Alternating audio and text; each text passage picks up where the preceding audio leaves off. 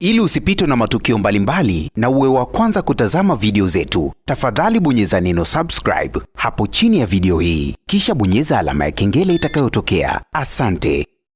Habari mbaya, habari ya kusikitisha kuhusiana na mtoto wa Wema Sepetu pamoja na Whozu.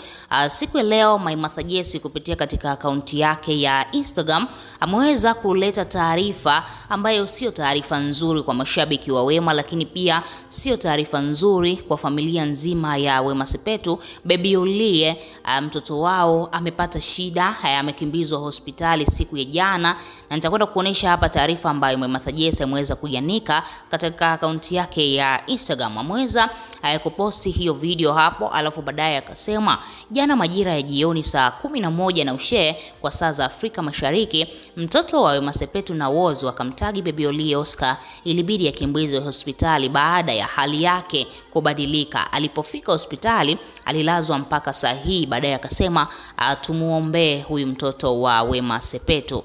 Unaweza kuona furaha imedumu kwa muda mfupi tu kwa Wema pamoja na Whozu pamoja na familia nzima, lakini ni jambo la kawaida. Watoto wadogo huwa wanasumbuliwa sana na homa hizi homa za mara kwa mara. Hiyo imekuwa ni kawaida sana kwa watoto wadogo, lakini pia naweza kusema lile swala la Wema Sepetu kukubali kila mtu amshike mtoto wake huenda ikawa ni sababu ya mtoto kupata labda shida yoyote kama hivi, kwa sababu madaktari huwa wanashauri mtoto akiwa mdogo sana asishikwe na kila mtu, wengine waishie tu kumwangalia kwa juu, basi inatosha. Kwa sababu ukiangalia huyu mtoto kweli alikuwa ni mtoto wa taifa, na watu wengi ambao walikuwa wanaenda kumsalimia Wema walikuwa wanatamani kumbeba, na wengi wao wamembeba. Wema Sepetu hakuwa na iana wala hakuwa na ule ubaguzi wa kusema wewe mbebe huyu simbebe, akawa anaruhusu tu kila mtu aweze kumbeba Baby Olie. Ni kweli ni upendo, lakini Wema ukipitiliza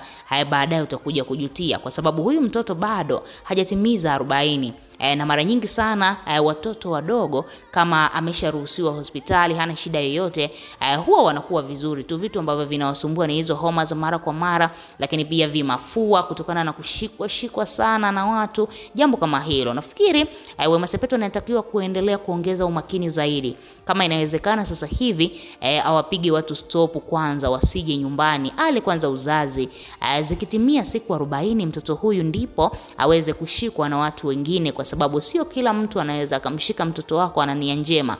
Wengine wana mambo yao binafsi, na ndio maana inashauriwa mtoto at least afike 40 ndipo aweze kushikwa na watu tofauti.